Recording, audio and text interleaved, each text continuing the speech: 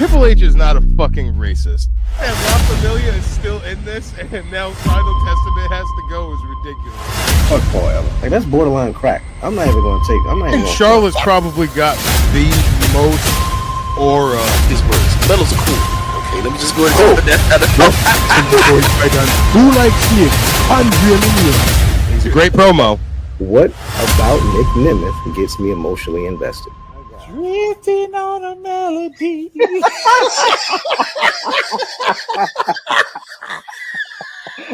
Yo, y'all niggas gotta go to bed.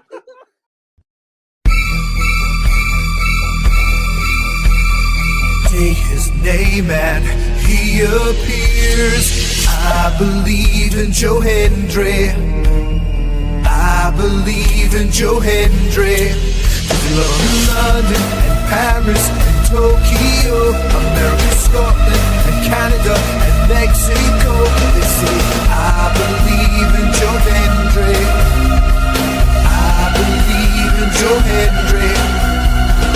I believe in Joe Hendry. I believe in Joe Hendry. I believe in Joe Hendry.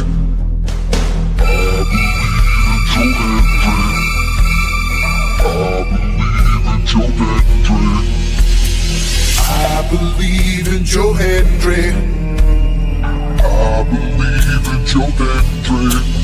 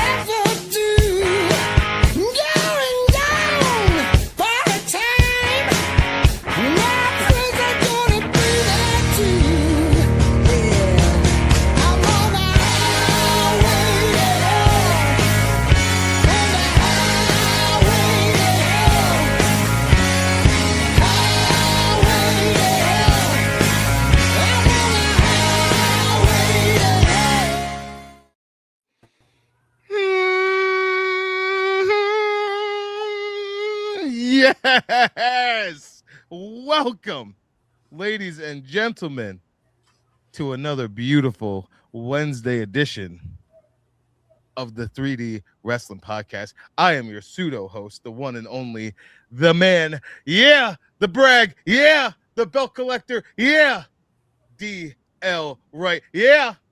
Yeah. And with me here today, our residential DJ. He DJs anniversaries, weddings, divorces, bat mitzvahs, strippers coming out of prison. He does it all. The 2-ton titted tatted daddy himself, DJ King Apollo, is with us. It's crazy. I thought you were talking about Dre for a quick second because he does all that too now. Well, we're gonna get to the one and only. Why would you say that? Because you know it's gonna be 10 times worse now. Here we go. Yeah, let's go. Talk that shit. You know what he's doing. He's racking and backing and packing. The one and only, the patriarch himself, Chambea Allah. Racking man. and backing. Dre motherfucking making, baby. Gentlemen, welcome. How are we feeling on this lovely Wednesday in Black History Month? Yes, sir. Oh, racking and backing is now the funniest shit I've ever heard in my life. Can I just pull the curtain back real quick? Go ahead. Dre, how the hell did you do that mix in the early half? That horror version of Joe Hendry's song sounds crazy. Incredible. Psycho Joe. Just want to give a couple quick shouts. We got Nate in the building. We got my boy Dan Guido in the building. We got our good returning guest, Dylan Wallace, in the building. And we got my boy, what was it? Malcolm Macfo show in the building. Guys, topic of the day is all about wrestlers' peaks of their careers. And we're talking that when you can just section off a part of a wrestler's career and just go, that was the moment. Now, there are a lot of people out there, a lot of wrestlers. Actually, I won't say a lot. Some of them, their whole career's a peak. You know, it's a very short list because there's some people I think about and I'm like, what really was their peak, and trying to decipher it. So we're going to get into it. Please comment, join in, let us know where your mind goes as far as wrestlers' peaks. I'm going to kick it off, and it's something, Dre, I know it's on your list, Dre, and I know it's probably near the top, and I'm sorry for stealing your thunder, but it just means so much to me as well as it does to you. And actually, this was one of the first people that me and you bonded over when I met you and found out that you like wrestling. And then years later, I see you post a picture with him on Facebook, and I'm like, go fuck yourself, Dre. And that is going to be 2008 Jeffrey Jaheim Hardy. What a fucking peak, ladies and gentlemen. Jeffrey Jaheim Hardy. Oh, look at that. What Malcolm said, that's a cold topic right there. And that's what I'm talking about. That's what we're trying to do. That's the new structure of the show. We're going to get a nice topic to discuss. We're going to bring it in for the folks. So, yes, I'm going to start off with Jeffrey Jaheim Hardy in 2008. Dre, give me something. Give me something. Oh, were you going to about Jeff Hardy, or you just want me to go? Oh, yeah. Oh, you know, we're going to talk a little bit about old Jeffrey. Oh, wait, 09. Jeffrey Jaheim Hardy during that time. It was I wouldn't even say a slow build, because like it honestly started with that Royal Rumble against Randy Orton. Like he got a title shot then, and then that year, like things just started. Just because you mentioned it real quick, the absolute everyone, I posted a TikTok about this a long time ago. You can have your RKOs out of nowhere. You can have your Evan Bourneses and your Seth Rollinses. That fucking twist of fate, reversed out RKO was smooth as fucking butter. Smooth as butter. That is one of the most, if not the most aesthetically pleasing RKOs to look at. Sorry to interrupt you. Please continue. Nah, you're good. Like it really was. And then that whole entire year, like everything just started building and building and building to him getting that match with like Triple H, and we thought he was going to win then. And it's just like a lot of back and forth. When he finally won that title at, what was it, Armageddon? Armageddon 2008, baby. It's like one of those, you know where you was when Jeff Hardy won that title at Armageddon, that threat match. And it's crazy because you literally started at January at the Rumble, and it literally ends in December. Yeah, literally. Like, There's a literally like year, this is what Jeff Hardy is. A whole year-long battle is crazy.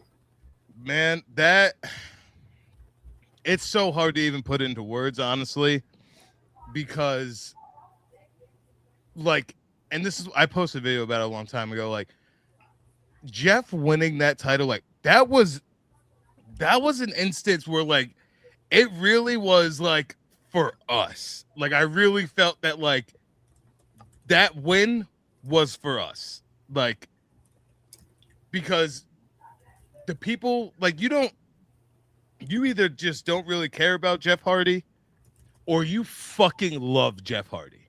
Facts. Okay. Like either you're just like, yeah, he's, you know, he's all right, he's there, or you fucking love that man. And I fucking love that right there. I'll never forget, Dre. I saw that shit. I was like, fuck this nigga, Dre. And I ain't even talked to you in years. And I saw it, and I was like, fuck this nigga, Dre. I was so mad at you. Sorry. But yes, like that, the whole year, and just like the people who rode for Jeff, and like we knew that like it probably wouldn't happen. But Jeff is also, here's the thing, it's like, and this is like, I understand that people are tired of Sami Zayn, like Jeff Hardy Especially like if this happened today, the Jeff Hardy ladder match with The Undertaker. If we watched that, if that happened today, and I was a kid back then, like we would have no business thinking that Jeff was going to win the WWE Championship that night, right? Yeah. Especially as adults, we would that would never cross our mind going into that match, correct? If you watch that match for the first time today, because of the storytelling and the commentary, you would believe that Jeff was about to take the fucking WWE Championship off of The Undertaker in a fucking ladder match on Monday Night Raw. Facts. Like, come on, son. And then afterwards, bro, I still get teary-eyed at you know, hey, you ain't broke me, Taker. You know, he's all fucked up in the ring. And the Taker came up, picked his head up, and Jeff had the saddest fucking puppy dog eyes, and he just let him go, put his arm up. That's one tough son bitch right there. Like, come on, son. There are so few people, and this is what I do love about Sami Zayn. Like, there are so few people that like they go into a title match, you're like, nah, there ain't no fucking way. I ain't even gonna entertain that shit. But then during the match, them niggas make you believe, like, oh, wait a minute, maybe I was wrong. This nigga might do it. Yo, let's go. Like, come on, when Jeff was touching. So yes, the payoff of him finally having a beautiful 2008 and getting that WWE Championship. Wow. Was 2008 WrestleMania 24? Let me look. Let me do a quick Google search. Because if I'm not mistaken, Jeff was supposed to win Money in the Bank at WrestleMania 24. And he got a suspension. WrestleMania 24, 2008. No. Yeah, 2008. Yeah. Yeah. So on the Jeff Hardy documentary, he had said, he's like, yeah, like I was supposed to, like basically alluding to the fact that he was gonna win the Money in the Bank at WrestleMania 24, but he got a drug suspension. My man got suspended, missed out on WrestleMania, missed out on being Mr. Money in the Bank, and still ended the year becoming our WWE champion. And I don't even give a fuck that it lasted for a month, because you will never take that victory away from us. I'm sorry, I'm real passionate about that, Jeff Hardy. That 08 Jeff Hardy. When niggas say he was bigger than Obama, you goddamn right he was bigger than Obama. I ain't give a fuck about Barack Obama. He ain't never dove off no cage for me. All right? He ain't swanton off no ladders for my black ass. Jeffrey Jaheim Hardy did that for us. All right? Doing Black History Month as well. He did that for us. A lot of people would accept Jeff at the cookout. So absolutely, he's the only white guest in history at Wale Mania. It's true. Come on, son. So yes, that's the first one I'm gonna throw out there. Is 2008 Jeff Hardy. What are you laughing at? These people outside acting the fucking fool. I hate living in the ghetto. You know, Florida man. Dot. So yes, anyone feel free to throw something in. Hold up, we got Dylan Wallace. I'm gonna hold off on that because that was coming next. Don't you worry. That's coming up for me. Go ahead, Dre. I saw that too.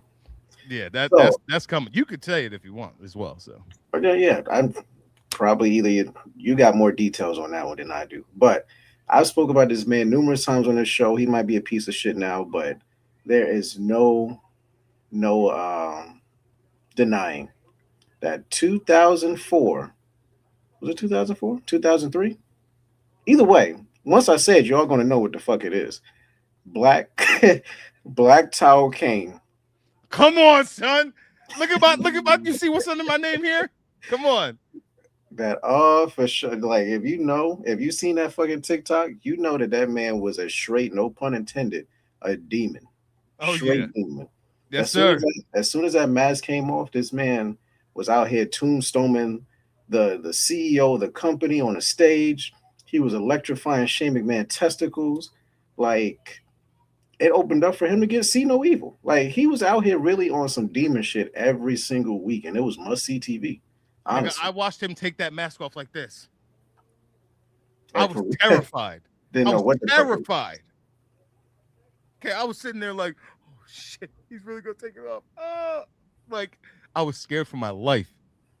Black Towel Kane, bro, coming out in the shackles. And the fucking shackles. Come on, nigga.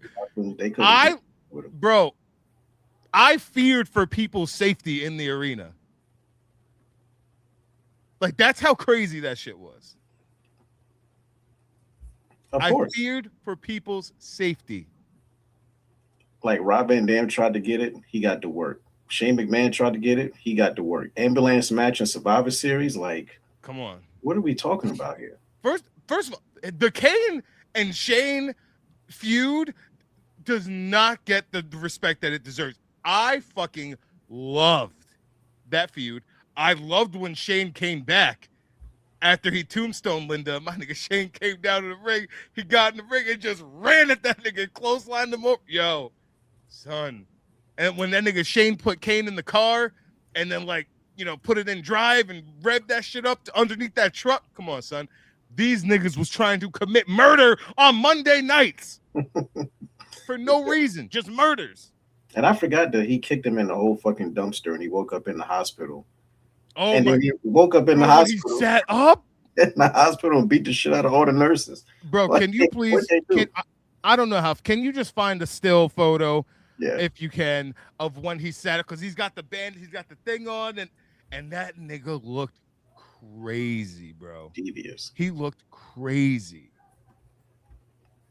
Oh my, yeah. Black Towel Kane, nigga set Jim Ross on fire. Jim screaming bloody murder. Like, fake. I had Jim Ross's screams in my head for like a whole month after that. I was traumatized. Kane, Black Towel Kane was that nigga. And it's crazy because the iteration of Kane before Black Towel Kane was my favorite Kane up to that point. Like when he finally got the new mask with the cutout and he debuted Slow Chemical, to that point, I was like, this version of Kane is that nigga. Like, I love this guy. He's talking, he's funny, he's entertaining, and still fucking scary and will fucking kill you. Like, come on, bro. Hold on. Like, that shit was, Found something that shit was so crazy. I fucking loved it. Black Towel Kane was terrifying. Oh. Can you hear it? Audio. Oh, you can't see it? Oh, my bad. Duh. Away. All I heard was you crying like a little bitch. Mr. McMahon, we have got to stop this interview right now. Kane. Bro. Come on, son. Nigga beating the hell out of the damn doctor. Shout out that actress though. Oh, not her. What? That's a woman? Yeah, we don't care about none of that. We don't care about none of that. Come on, tell me Black Towel Kane ain't give a fuck about none of that shit. Come on, son. You know how proud niggas that live in Knox County, Tennessee are when they see that shit? Come on. Yeah, we do that all the time. Like, come on. I'm sorry. That's a Southern joke. I apologize. Shit was incredible. Dre muted. I don't know if you know that. DJ King Apollo, if you would indulge me, please. All right. When we think of peak, I might go the different route because my peak superstar. I don't know what year it is. You guys would have to help me on that. We got you. But it's the year that Damien Sandow got over as Mizdow. Oh, the Rod. Yes. Oh, talk to me. Okay, so I don't know how. I don't know how he does it, but like. So, thank you, Nate. So Dylan Wallace said, "Great pull." Thank you. So a lot of the time, I think he was on ECW a little bit at one point. Damien Sandow did this thing as the scholar, Mm-hmm. where if a lot of like older heads know who the scholar was or the professor, he was just basically he would use big words, he would talk down, and he got a couple wins here and there, whatever. But WWE like to do this thing where with certain wrestlers who don't get over, he puts them with the Miz. They tried to do it with Alex Riley. It just didn't work out with Alex Riley. They did it with the Truth, but Truth was already up there, so it just helped boost both parties better. Then we got Damien Sandow as Mizdow. And I think this is when the Miz had the WWE Championship at the time. No, I think they were. I think it was No, they no, were no. tag team champions. Yes, they were a tag team champion, but only Miz had the belts, and Damien Sandow had the toy belts. Yes, nigga. Yeah, The level of hype that people used to get to watch Damien Mizdow bro. do all the moves that were either applying to the Miz or the Miz doing himself. Like, if you ever want to watch like comedy, watch Mizdow put himself in an arm drag when the Miz gets put in one by the Usos. Bro, when Miz would get a suplex, that nigga would just And go in the ring and do a front and- flip. Yo, I'm crazy. I feel like, bro, it got Damien Sandow so over to the point that he won a Money in the Bank briefcase. I mean, he lost it to Cena. Yeah. Like he cashed in and it did nothing. But that's how over that point for Damien Sandow / Mizdow was. It was absolutely incredible. Mizdow ain't man. It was just so great, and like especially like if Miz would like be like tired on the barricade on the outside, and then Mizdow would just run out there and lean on the barricade with him, and just like like he was great fucking answer. Miz would always look like he don't know what Mizdow's doing, but then like he just accepted it, and then it was so over that people just stopped caring about the Miz altogether and just wanted to see Damien Sandow. Absolutely, that Duran, absolutely phenomenal answer. And that was the most he was ever over. Like in all of any Aaron Rex ain't never touched the dime that Mizdow got. Oh no. Okay. Let's go through some of these comments. We got Nate said 2004 to 2005 to 2011 Edge. I'm not giving him all those years. I will definitely pick something out of that. I would for Edge. What was that? What was his first feud with Cena? 05? I think so, yeah. 05 or 06? I think it might have been 06. Like the TLC match area. Trading the title back and forth. I want to say it was 2006, I think it was 2006 because 05. Yeah. Did he win? It was 2006. He won Money in the Bank briefcase in 05. Yeah, I would say Edge's peak was 2006. The peak time of his career, I would say, is 2006. Personally. We got a couple more. Let's see. We got I missed some here. Our boy Malcolm Mack for show said undisputed champ Y2J was cold. Would you guys think that undisputed 2000 end of 2001 into 2002 Jericho would be his peak, the peak of his career? I honestly don't think so. It's debatable. It's debatable. You know what's crazy about Jericho? Every time you think it's the peak, he reinvents himself. Because I will put in the conversation that him being La Champion and AEW was his peak. But then you can also go right back into Suit Jericho when he was serious and punching Shawn Michaels' wife in the fucking mouth. And that's where my mind goes. I go to 08 Jericho in the suit. I'm the best in the world. Do you understand what I'm saying Oh to you yeah. right now? Like monotone promo Jericho. Like, yeah, that 08, 09 Chris Jericho. And I wish my boy Guido was here to comment because I know he's all up. I know he's all about it. Malcolm Mack for show said, long as it wasn't a knock, I'm happy. Thanks, fellas. No, we ain't gonna knock you, bro. We ain't gonna do that to you. No, It's definitely great. it's debatable. Yeah. Because then,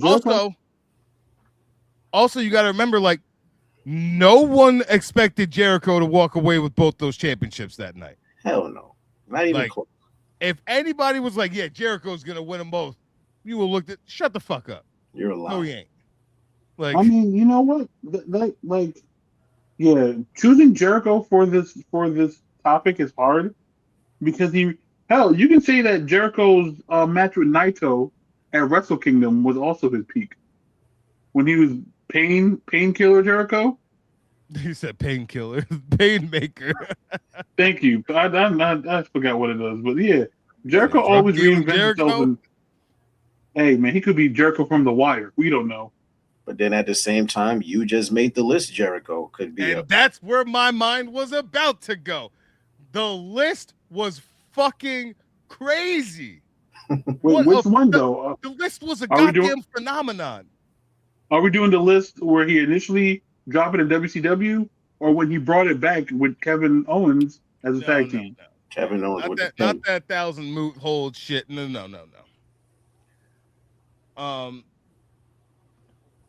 Yeah, the list was just that was a chef's kiss. It is a crazy. Malcolm said correct. Only reason I said it, beating Rock and Stone Cold is a fire accomplishment, which it is, and that nigga was saying that shit for years, and it still held weight 15 years later. Like, yeah, right now that's we'd a be good like, one. Right? That's definitely a good one.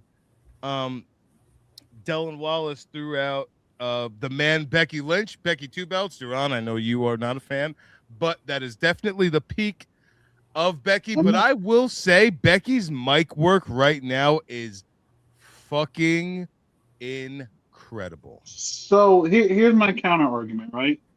Okay. Even though I don't like Becky, this is my counter argument. I wouldn't say Becky Two Belts is the peak of her career. I said the peak would have started when she got punched in the nose by Nia Jax. Oh, absolutely. She owes the entire man gimmick tonight to Nia Jax. Yeah, that's what I was saying. Like when she introduced the man gimmick, that run that led her to Becky Two Belts, I would say would be more of a peak. Yeah, 1,000% her peak is that era for sure. Although she is doing amazing work right now.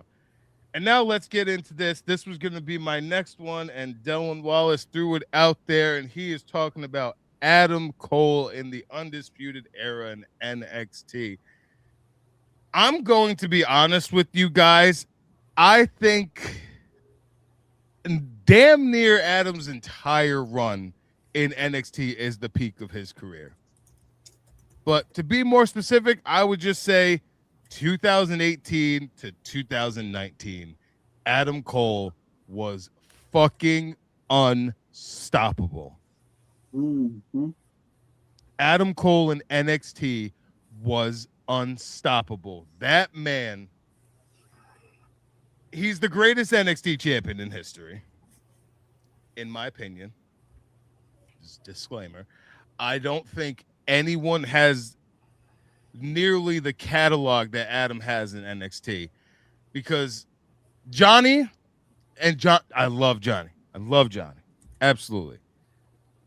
Johnny's best matches, like, I don't know, I just feel like Adam Cole had such a good match with every single person that he touched in NXT, personally. Man, him and Kyle O'Reilly, boy. Like, all right, Dre. What slick remark you got? I see your face. I see your little fucking handsome face all making these little say whatever you need to say. No, you're good. I actually got no counteract to this point. Okay. Yes, I just think that NXT was on fire with Finn Balor and that class, but I think the Undisputed Era, I think that just took NXT to the next fucking level, personally. I really believe that. I think that Finn and all of them and Kevin and Sammy, they built the foundation, and then Adam Cole and the Undisputed Era and them niggas they added the penthouse at the top of it. You I know, mean, I yeah, think they just you can say that's the peak of Bobby Fist's career. Like, I mean, that might be the peak of everybody's career. absolutely it is. Yeah. Roddy, Bobby, Kyle, all of them. Literally, all Ricky, We Mike. just call them Adam Ricky and them. Mike. That's what we're gonna call Undisputed Era. Adam and them. Nah, the way And how he was mentioned, I thought it was like a new edition. Dylan Wallace said from the takeover he debuted, running in from the crowd until the moment he left, he ran that. And I fully believe that. I was in the building for that Adam Cole debut at the Barclays. And when I tell you, first of all, I knew he was coming. I got a picture of myself with my Adam Cole Bullet Club shirt on in front of the Barclays. And I yelled Adam Cole Bebe at least 137 times that night. All right, at least minimum. Just walking out of the arena, it was fucking incredible. So yes, Adam Cole, I think, is the first head on the Mount Rushmore of NXT. Just my opinion. I think I literally have a whole folder of all. I have his entire NXT match catalog on a hard drive, and yes, it is just. I don't think anyone did it better. Nigga buried Karrion Kross in like 2 sentences, bro. Come on. He was like that. Well, you talk about that man right there. That's literally his peak. NXT, to be honest with you. Oh, absolutely. Bald-headed carrying cross at NXT. Demon. Straight demon. Absolute demon. That nigga got exposed though in there though too. I ain't gonna lie. He got a little exposed in there. I love our friend Kerry Nathaniel, but he was in that like fatal 5-way match with like Adam and Ciampa and I think Pete Dunne and Finn, I think, or I think it was that. You remember the match I'm talking about? Yeah, I think it was. I know who you talk about though. Was it Gargano in there? It might have been. Yeah, no, it might have been Gargano, Ciampa, Finn, and Adam, I think, and him. And you just saw the difference in the work in that match. It was kind of crazy. Like I almost kind of feel like they set him up for failure in the ring with all of them. But for someone to get dropped so fucking bad was just shitty, man. It was ridiculous. Oh, hold up. What we got? We got my boy Dan Guido finally in the house. Perhaps. He said, Gear Shift, not sure of the year, but Wardlow's first year in AEW was his peak, the Power Bomb Symphony. Ooh. My gosh. That's a great one. That nigga was a monster. Man, I was about to say, are we limited to only WWE? No, baby. We going out. Nate just said something. I'm gonna get to that. Okay. I'm gonna get to that. Because if we're doing peaks and we're not limiting ourselves to WWE, I have like 3. 2 are in WWE, 1's non-WWE, but I'm gonna start with the one that's not WWE. I just want to guess because I know you. It's Lucha Underground. Oh, come on, bro. Where are we going? We're going with Prince Puma? Nope. Pentagon. Okay. Damn, Junior. You think that's Penta's peak? Yes. I don't know why I'm asking you that as if I don't agree with you. Yeah, sorry. I'm so sorry. I'm so sorry. That's one of my outsides, right? If we go back into WWE, it's a time where WWE hyped us up like Santino Morello was about to win the championship in the Elimination Chamber. Niggas had me believing. Believe. That was fucked up. They did that to us. I ain't gonna hold you. That was dirty.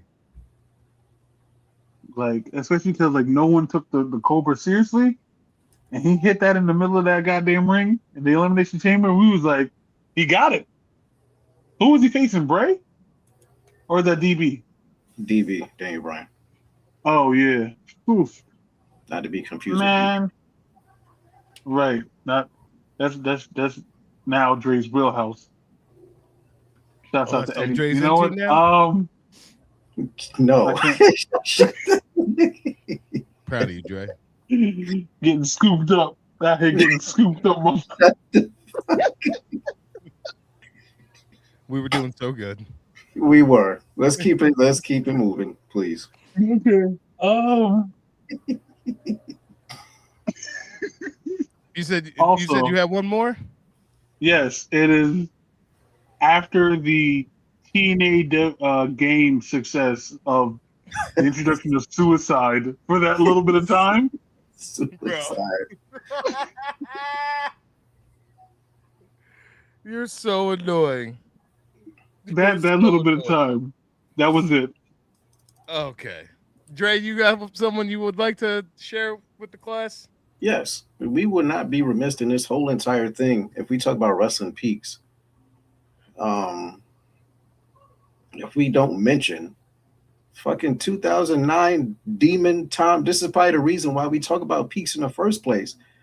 Is Randy freaking Orton in 2009? Like that bald-headed psychopath. Oh my, that's Randy Straight Jacket Orton. That's what I call him. Like All there right? is no, that's literally 100 average right there in 2K26 is 09 Randy Orton because there was no villain that was more devious than that man at If all. I would have saw Randy in 09 walking down the street, I'd cross the street. He crossed it with you. And not even because like he didn't. That nigga, he wasn't Brock. Like he ain't looking he might just walk by and kick my fucking head off. Like, nah, Randy be the type to murder somebody in front of you and then throw you the murder weapon. Right? Like, nigga, kill somebody in front of you, just put you on the ground, and outline your body just to let you know he could do it. Like, for no reason. Randy was terrible in 09. I think it was also, evil. Dre, if we're talking about like overalls, like 100% in wrestling video games, we'd have to go TNA Kurt Angle.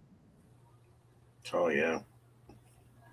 We can't Randy say Orton, that we can't say the other angle, but yeah. No, that's what I just said. TNA Kurt Angle. Randy Angle. Orton had Triple H handcuffed to the ropes and kissed after he RKO'd his wife? He RKO Stephanie, right? He RKO Stephanie. Let's start here. I think that one was the DDT. Oh, the DDT. Kicked Mr. McMahon. He kicked Mr. McMahon in the head. Yep. Then he DDT Steph, handcuffed Triple H, kissed Steph in front of Triple H. No. And then Triple H. No. You can't leave out the most important detail. The nigga kissed Stephanie and didn't break eye contact with that nigga bro. No, I'm not gonna lie. Yeah, that Randy. Wait, isn't that also the Randy Orton that was pressing all the fireworks? Oh, on John Cena. That mother, he tried to commit murder. Tried to blow up that man. He tried to murder John on television with fucking pyro. You know what's crazy? Now that I think about it, in John Cena's career, he's gotten killed a lot. Oh yeah, for real. Because let's not forget when Big Show like threw him in for the last man standing match. He threw him in the lights. Like John Cena. I mean, you can also put him in his peak, but yeah, Randy. Yeah, nigga pulled John Cena's dad over the railing. Fucking yeah, punted his ass too. Yeah, he was a demon. He was a 09 Orton was a goddamn menace. Got a submission. Oh, go ahead. No. I was gonna say he definitely gets that TikTok sound and be like, ah! Oh yeah, absolutely. Our boy Nate, Bullet Club Kenny Omega from 14 to 18. I'm gonna shorten that up. I'm gonna shorten that up to 2016 to 2018. Kenny Omega was his true peak, is what I would say. I think the minute that they kicked AJ Styles out of the Bullet Club is when his peak started. And I would say the peak ended at Wrestle Kingdom January 2019. I would say. Yeah, 2016 to 2018, Kenny Omega was one of the most unfuckwithable wrestlers that I've ever seen in my entire life. Man, that man, you could have said any hypothetical, and Kenny Omega's beating him. Bro, I was ready to just die for Kenny Omega at a point, bro. I ain't gonna lie to you. Like I gave that motherfucker my all. Waking up early to watch his live, like Kenny Omega is he means outside of like, you know, WWE, like of a talent that never went to the WWE like that. Like Kenny is my favorite wrestler out of that. You know what's crazy? I remember waiting in line when whatever the wrestling company was. It was Northeast Wrestling. Yes, Northeast, before they changed to Awesome Championship Wrestling. Yeah. Yeah, so I remember waiting in line for Kenny Omega to sign my pop figure for $50. And I still have that pop figure signed to this day. You goddamn right. And let me tell you, speaking of that show, I had a railing seat on the entrance. You would have thought I was a 16-year-old girl, my nigga. I ain't even gonna lie. You know, I'll share this on this fucking channel. I don't give a fuck because I'm proud of my fandom and I'm goddamn passionate about it. And I will say this: Kenny Omega came out, that nigga slapped my hand. I was filming it and I put the camera on myself and I said, "He touched me. He touched me." That nigga Kenny, he can't. You would have thought he was a Super Saiyan coming out in Poughkeepsie that night. Okay. Like there was a gold light around that nigga that night. I tried to explain to other people that match between him and Ray Phoenix, and I couldn't. Come on, son. I was like, you had to be there, bro. The match was so good that the match between who was it, RVD and Jack Swagger, no one cared about. Not a single fuck, bro. We was like, bro, we seen your wife. Just Hold do the on. flips and get on. Hold on, Dellin Wallace. Listen, I understand it sounds crazy. I understand. But you know what? I am open and honest with our people here on the 3D Wrestler podcast, all right? I am open and honest, and I will tell you the goddamn truth. Yes, okay? I was like a fucking child getting to see Kenny Omega up close like that in like, what, a 2,500 cap room in fucking Poughkeepsie, New York? Yeah. And I got to see him versus Ray Phoenix in the fucking main event. Like, it was crazy. Like he just wrote pause. Like, yes, I get it. I understand it's crazy. But that's how much like I held Kenny. I had Kenny in such a high regard. Like he just wrote in quotes, he wrote, "He touched me." Like I get it. It's crazy. I can admit that. But yes, like he was so high on that pedestal for me. And like I seen him at other shows, but like, you know, it was kind of far away, you know, like it wasn't like I was so up close for that shit. Like it was my man Phoenix was doing some jumping on the rope shit and jumped off, like, springboard into the ring and did a spin, and then nigga Kenny caught him with the V. Come on, son. You can't explain to nobody that match because they didn't see it. That's just, they don't get it. I got it. I got so, bro. That shit was so crazy. I told my friend, I was like, just rewatch it on YouTube because there's no way for me to explain it to you. I wish I could. I wish I had the video of it. There's a video of like if you actually ever watch the match, Kenny power bombs Ray Phoenix onto the ramp, and you just see me with my phone out, and I'm like, "Come on, Kenny, let's fucking go, Kenny!" I'm freaking the fuck out, bro. It's so crazy. I gotta send it to you after the show. We'll put it up on the story on the 3D wrestling story. I'll put it up there so you guys can see it. Oh yeah. All right. So this is my question while we're talking about wrestling peaks. Some of our favorites have multiple peaks. So where would you put like AJ Styles' peak? Jerome, we have the same fucking brain. I love you. I was literally, remember what I said in the beginning of the show? And I was like, there are some people that like their whole careers. I was going to literally ask you guys the question. I was going to name some superstars and just say, hey, what do you think the peak of this person's career is? Look at us. See, we're here, bro. We're here. It's beautiful. I want Dre to answer this question first. Which one had multiple peaks, or which one? No. What I think is AJ Styles' peak. What would you pick as AJ Styles' peak of his career? Okay, it's a tough call because he has, like you said, he has multiple.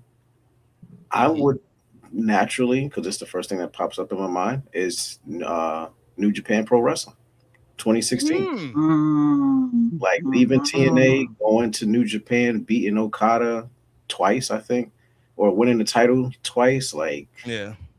And then I think that same year he went into WWE, debuted in the Royal Rumble, and went to fuck everything up in WWE. Won the fucking world title by the end of the year. So it's like, you can't sit here and had the great match with Nakamura, like at Wrestle Kingdom. Like, you can't say really anything about that whole year with AJ Styles. Like, it's crazy. So we'll say 2014 to 2016, AJ would be the peak.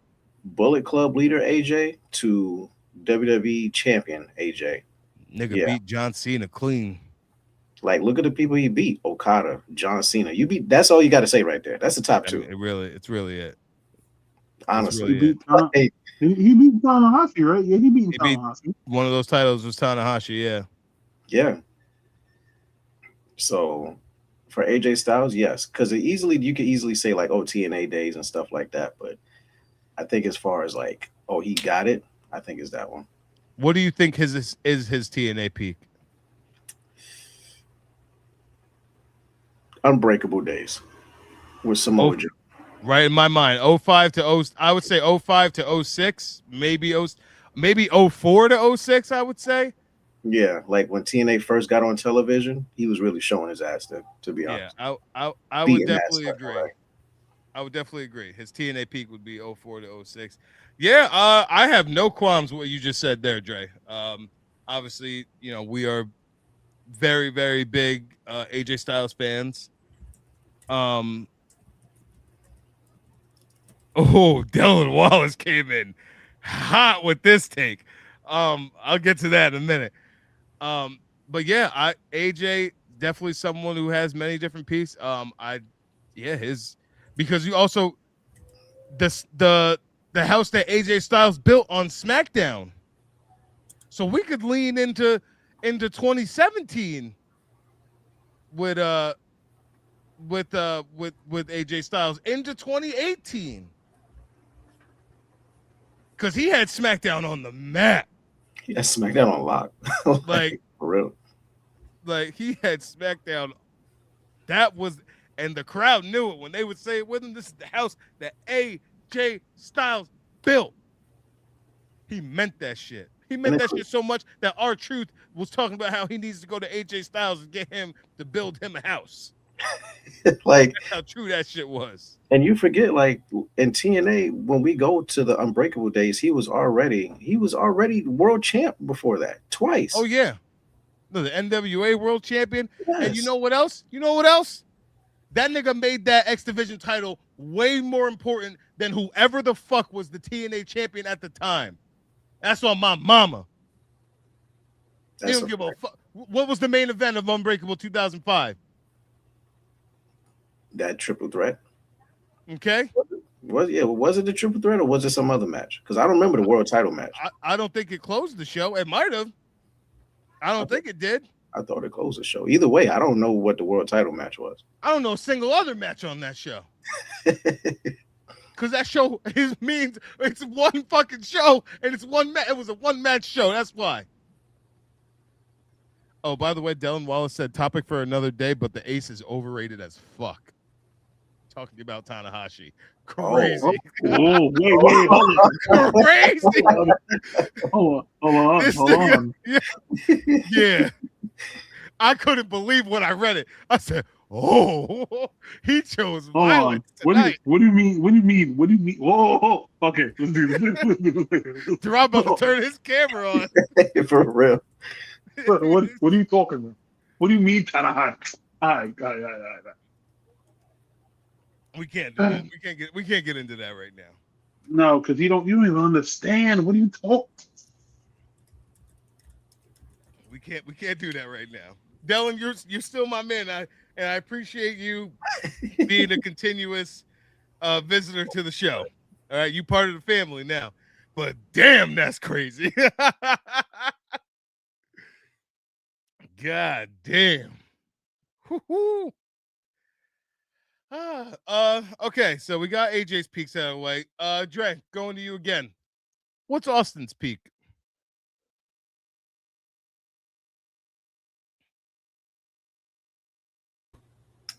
I mean, easily, I guess you would say 98, 99. Like going up to Shawn, like that whole Austin era against Shawn Michaels and everything after that. So I'm gonna say it like this, right? Because someone earlier said Becky two belts and stuff like that, and someone else also said Daniel Bryan, Yesumania, and things like that. Like Did I miss them? Who said Yesumania? Was that Malcolm? someone said, so yeah. So the thing is like them building to get to that title, that's their peak, and then after that, nothing else really happened. After that, you can't really tell me what amazing matches Becky Lynch had after that. Daniel Bryan got hurt, but with Stone Cold after he won that against Shawn Michaels. Man just went on a tear once again. Yeah, he lost it against Kane, but then got the title back in 24 hours, like back and forth matches, then leading to The Rock and stuff like that. So that anytime Stone Cold came out, it was a fucking party. I'm gonna be honest. I think I would argue that from WrestleMania 13 in 1997 to Austin's last match in 2003, that the whole thing's a fucking peak, bro. I mean, how could you really not? You know? I can see it, to be honest with you.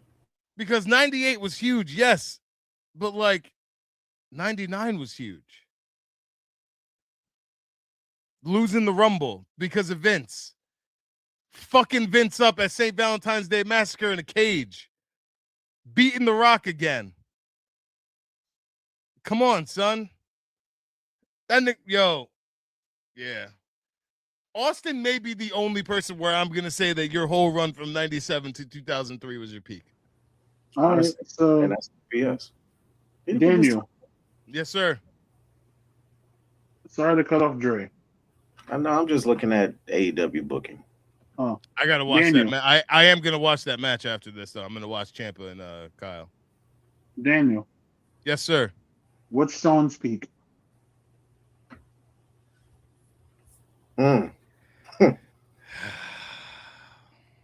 It's hard. I could say 95 to 96.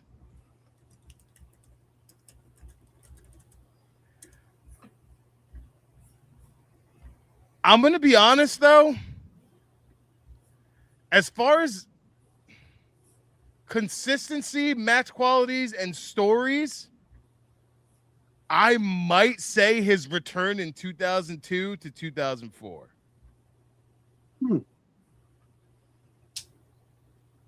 2004? Yeah. But interesting. That 08 to 09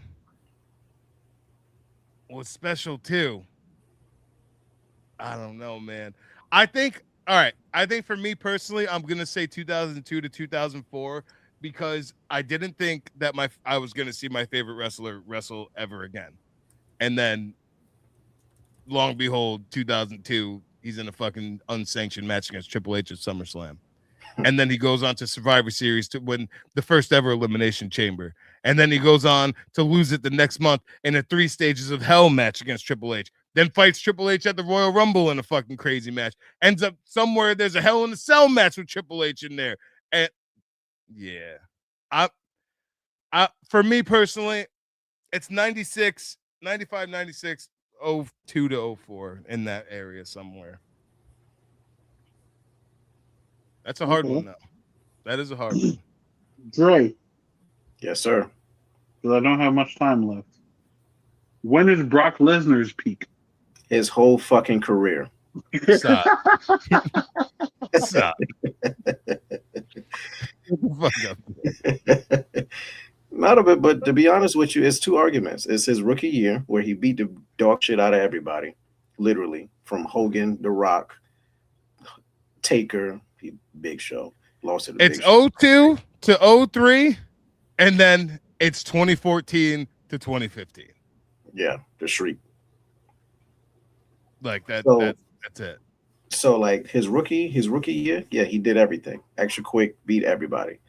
2014, 2015, they only had 3 matches, probably. But those 3 matches was the most pivotal matches in like recent history. Broke the streak.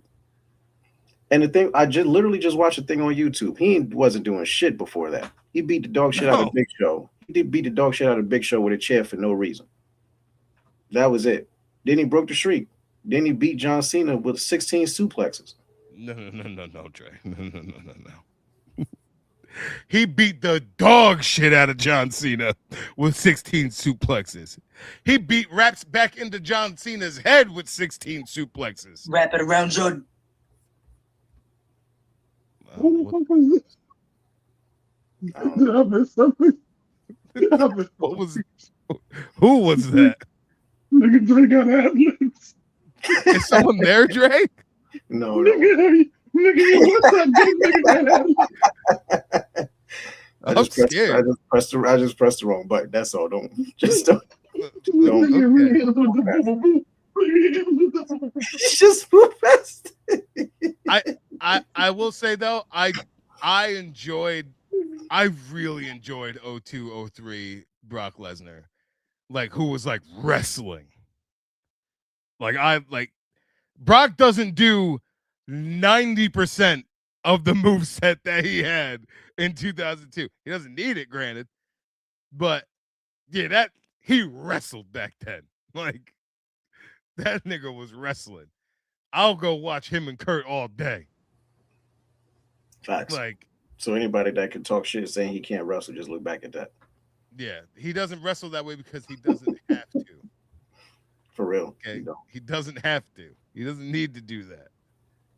All right, like it's just it is what it is. Let's see. CM Punk 2011, 2012. Was that the 434? Yeah. Is that also that's pipe bomb Punk, right? Yep. Okay. Ooh, that's a good one, Nate. Nate says Undertaker.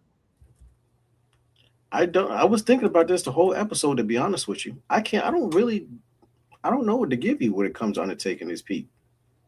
I'll tell you what though. What's high up there for me is Big Evil WWE Champion Undertaker.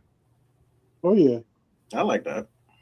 I will put that up there. As a heel when he was dragging Hogan in a motorcycle.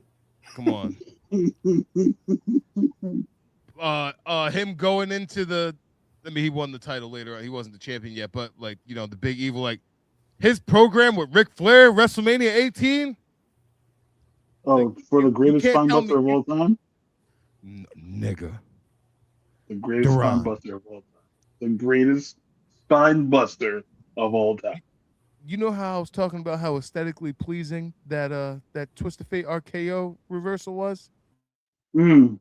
When I tell you I could watch that Spinebuster 100 times in a row and be just as excited as if it was the first time I saw it at 11 years old in 2002 at WrestleMania 18, I can do it.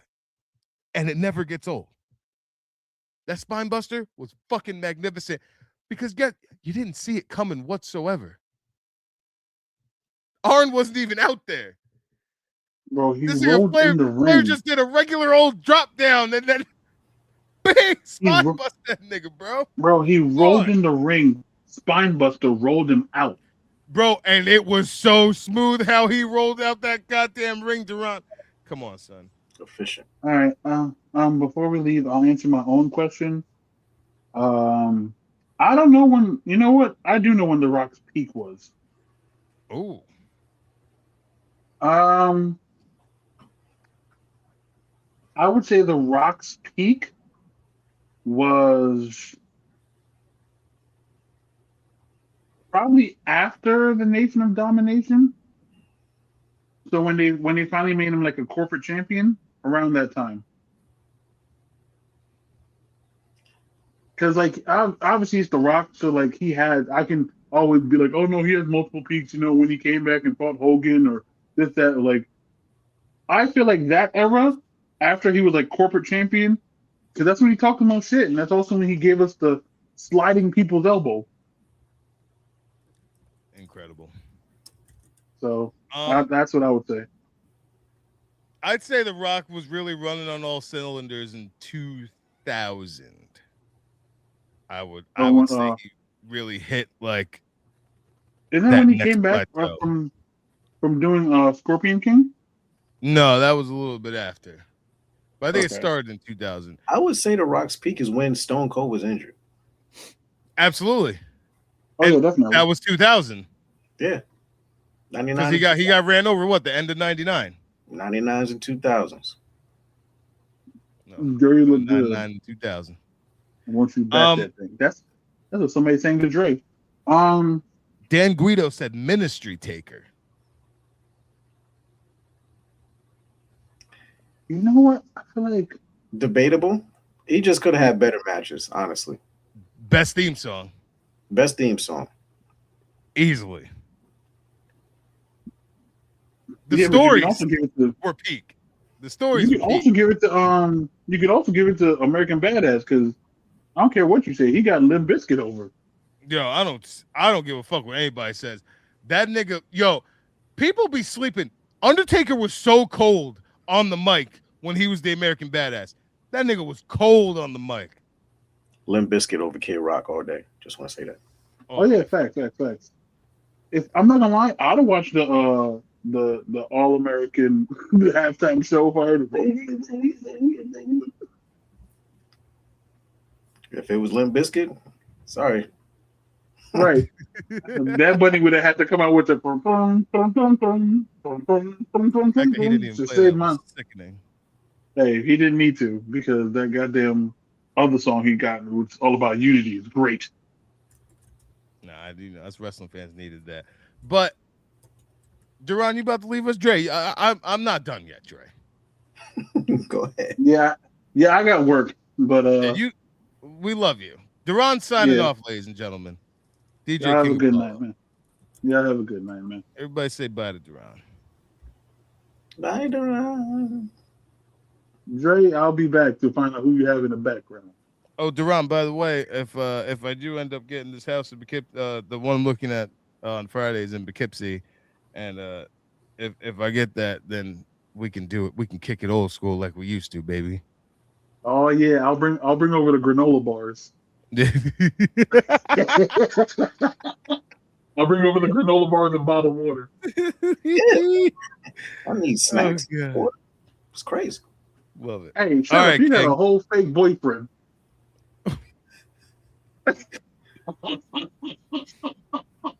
Jesus I Christ. think it's time to it's time to fuck out. It's time to fuck out. Guido, let's get into Bret Hart's peak. He didn't say it, but he's gonna hate me for this, and I'm gonna say it. I think Bret's peak was 1997 when he was a heel in the Hart Foundation, hating America. That's what I think Bret Hart's peak is, personally. I think that was his best mic. No, sorry. That was his best mic work, okay? Guido said Intercontinental Champion Bret Hart was his peak. If your peak is the Intercontinental Championship for the greatest of all time, in your opinion, then you got low standards. All right? Low standards for IC title Bret Hart? Like, that's crazy, bro. This is your greatest of all time, and you're giving me this shit? IC Champ was his peak. IC Champ wasn't fucking no. You wouldn't say it's like WrestleMania 10-ish, Brett? Going to WrestleMania 12? Okay, so we're going 1994 to 1996? Roughly, yeah. Yeah, some decent matches. Don't ask me which ones. But no, he definitely had great matches. I just figured, some decent matches. His matches with his brother, his cage match with Owen at SummerSlam, fantastic. Mm-hmm. he had that one match on Raw with Hakushi. I think that was, that was a banger. That was fun. I think there's a match with Diesel in there somewhere that was dope. His match with Austin at Survivor Series 96, yeah. I love that match. And I watched that recently. That was a great match. Still feel like Austin should have won, but I understand it now. Dylan Wallace just hit us. I'm gonna get back to that comment. Actually, I'll do that first. I love that. I love that you acknowledge that, because shit like that is what's great. And I said a long time ago on this podcast, I said, I think that the story of Brett and Austin from that Survivor Series to WrestleMania was the best story told with the best payoff that I've ever seen. As far as like, clearly it's like, yeah, Austin should have won that match. Like, but when you look at what we got and where they went with the whole story, dragging through literally continuing the storytelling in the Royal Rumble. Yeah. Like the way that they built that story between Austin and Brett from Survivor Series to WrestleMania, with what we got at the end result with the match, it's top 5 all time. It's incredible. Dylan, I can't believe we didn't even talk about this. Dylan Wallace just hit us with Asuka and her NXT run. Asuka from what? I said, hell yeah. Like, the greatest woman in NXT history. Yeah, you literally can't say anything about it at all. There's nothing. Just perfection. It got to the point where I'm like, somebody gotta come shoot this bitch, because can't none of y'all beat her, and this is getting ridiculous. Who was the last person to challenge? Was it Amber Moon? And I thought Amber Moon was going to take that title. Woman tapped out, and I was like, which is kind of fucked up, because then she just dropped the title. Just like Oba. Like you couldn't just lose. Nope, can't put her over. Fuck you. Went on to win the fucking Royal Rumble, then lose to Charlotte at WrestleMania. Crazy. Still crazy to this day. Asuka's NXT run. I'm gonna stick to NXT real quick, and I'm gonna say Enzo and Cass. On NXT or their call up? Actually, I might give them a solid 2 years. I'd probably say 2016 to 2018. So I think that was that was still NXT, because they were at the first TakeOver Brooklyn, and that was 2015. 2015 to 2017, I would say.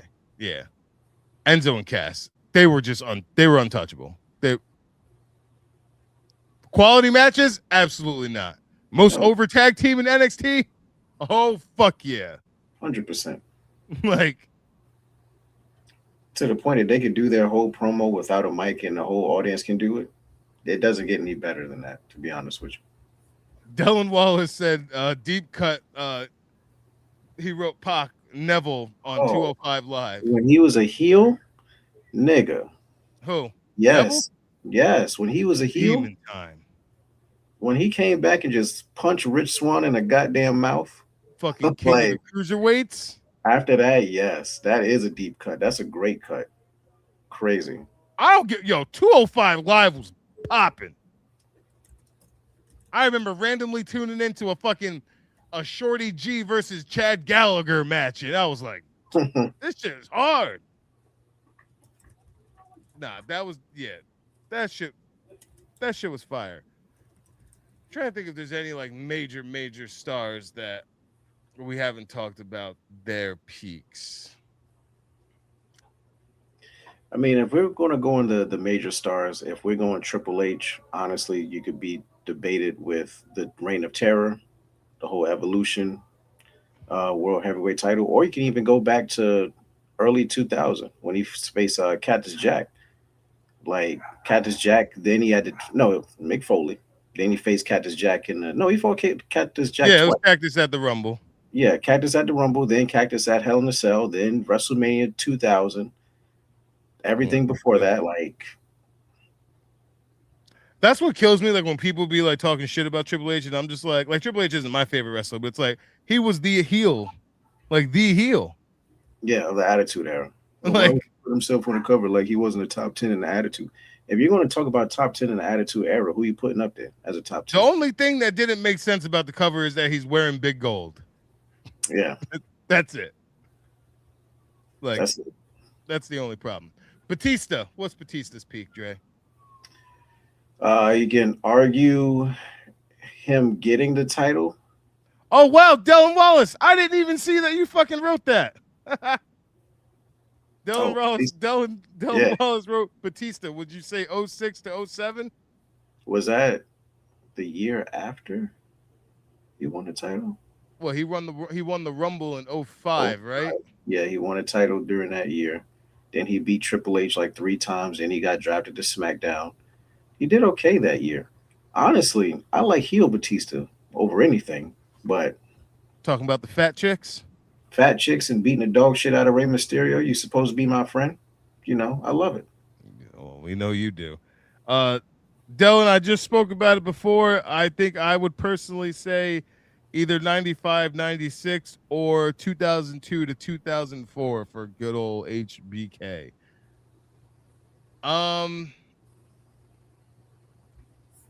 Let's switch it up real quick. Are you in a rush to get out of here, Dre? You leaving? You got somewhere to be? I got like 10 more minutes. Let's get into some tag team peaks.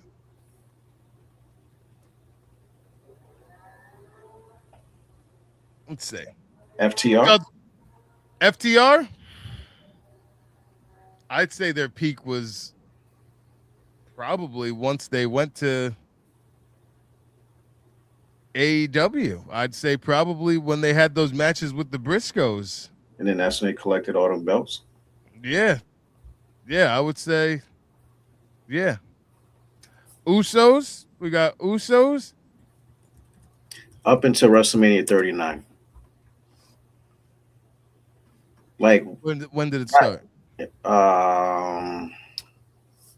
No, actually, damn, you might be two here. I think there might be two. It could be that whole summer with them in the New Day when That's they was going back and forth, leading into them in Hell in a Cell. I might say 2015 to 2017. Because also remember, before they came back with the Uso Penitentiary, I don't think this is part of their peak, but like they were cooking when they was having match of the night with fucking Rowan and Harper. Yeah. But yeah, I would say probably when they came back as the new, uptown wearing Usos. I'd say 2016 to 17, that whole shit with the New Day, they was on fire. But yeah, it's either that or it's the whole Bloodline story. Yeah. I just don't honestly remember much matches they had during the Bloodline story. I just know they had the titles for mad long, and then they main event at WrestleMania with the tag titles, which to this day probably never happened again, to be honest with you. We won't see that. Not in our lifetime. New Day peak. Takeover Brooklyn. 2015 to 20. Yeah. Oh yeah. I don't know why. It's in the same arena. My bad. Yeah, I would say. Is that white and gold trunks New Day? Oh yeah. Oh yeah. Yeah. Yeah. When their long title reign. Yeah. That's the peak of the New Day. Dylan Wallace said the Young Bucks first 3 years of AEW. I will disagree, and I will raise you. The Young Bucks peak was probably 2016 to 2019, because the Young Bucks in those years got pop figures, got into Hot Topics, started revolutionizing Ring of Honor. They took Ring of Honor to the next level. They were that act where it's like if they weren't on the card for Ring of Honor, the house was smaller. I would say the Young Bucks peak would be from 2016 to 2019. I think that's what led them to be able to start AEW, were those 3 very, very important years of their careers. And it's crazy because I saw them at fucking Duchess Stadium wrestle the Hardys in 2014. It's crazy. And I hated them. I was like, who the fuck are these wannabe Hardy boys here? Get this shit out of here. The fuck out of here. The fuck out of here. Dudley boys. I'm gonna be Some honest. people say that TNA might be their peak. Oh hell no. Some people say it. Hell no. I'm gonna definitely disagree with that. I'm not even gonna be honest. I'm gonna be straight up. ECW Dudleys drew so much fucking heat. Heat you will never see again. Ever. Like even watching a clip of, which is not even wrestling, it technically is wrestling related, but whatever. Sal Volcano told a Bro, story. when I tell you that I was searching for videos to find this somewhere or try to find like Bubba Ray talking about it, bro, I searched far and wide to try to find this shit. Like Sal Volcano from Impractical Jokers said a story about Bubba Ray Dudley, and then he went to ECW one time, and it was just so much heat where it nearly caused a riot and all this type of stuff, and found him in a crowd and like cursed him. Like it was the Dudleys back then. You couldn't say or do shit to them. First of all, it was like 18 fucking Dudleys, so if you try to fight them, they're gonna just jump you anyway. Plus, even if it wasn't 18, Bubba Ray can just beat your ass himself. So it's like, yes, they did a lot in WWE. They won a lot of tag titles. They did a lot of big moments. TNA, they did okay. I will say, solo, Bubba Ray's peak was Bully Ray in Aces and Eights, without a doubt. Infinitely. Not even close. That man hit heights that I never would have imagined. Ever. And he was great at it. And he was the greatest heel in the business at that point in time. Oh, yeah. I hated him. He fucked over Jeff. I hated him. But that, I will be goddamn, that Aces and Eights story is the greatest fucking story ever told in TNA history. I won't disagree with it. About none of that. What? I said I won't disagree with it. Like, from beginning to end, and Bully fighting against them, and then being the, come on, bro, come on. Oh, I would say the peak for the Dudleys and the Hardys and them was all 2000 to 2002. That's my answer. Dylan Wallace said, "What about Booker T?" That's tough. I'm gonna ask. I'm not saying this is the answer. Is King Booker the peak of Booker T's career?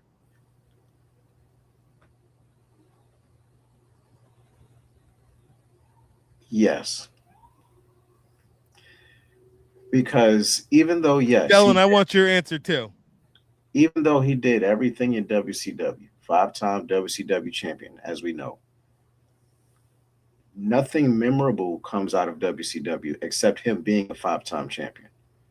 King Booker, you remember moments of him as King Booker. And plus it came out of nowhere. Like he got it over to the point where they're like, yeah, well, let's put the world title on you. Like crazy. The shit he used to do. And then for him to carry it over to TNA and kind of continue that as well too with the Main Event Mafia, respect. Black Snow.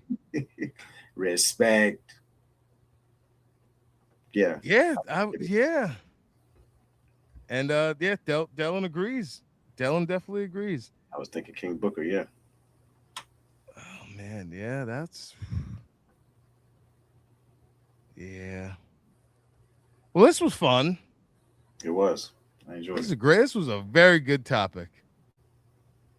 Sneak peek, just to let you guys know, make sure you come back 2 weeks from now.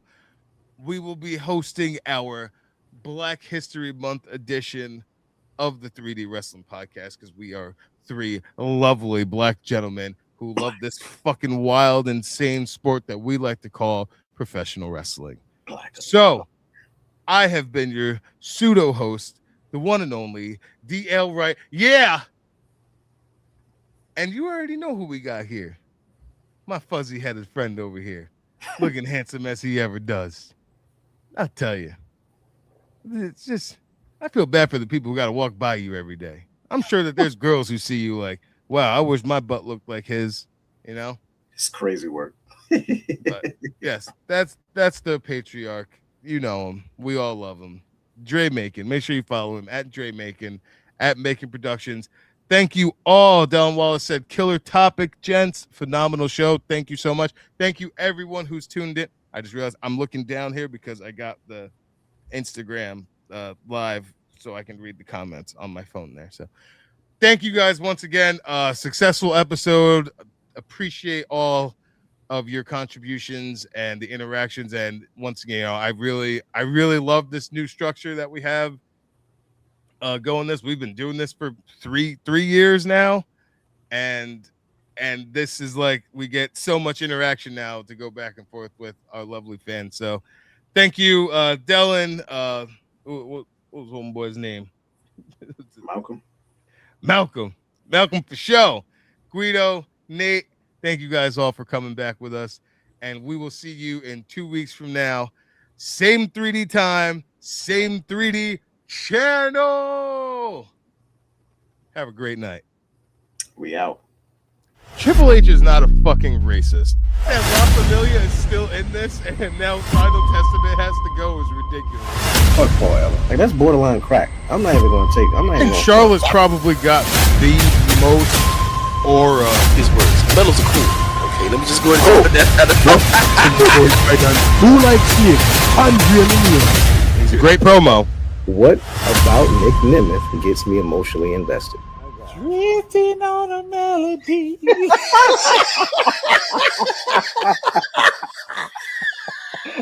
Yo, y'all niggas gotta go.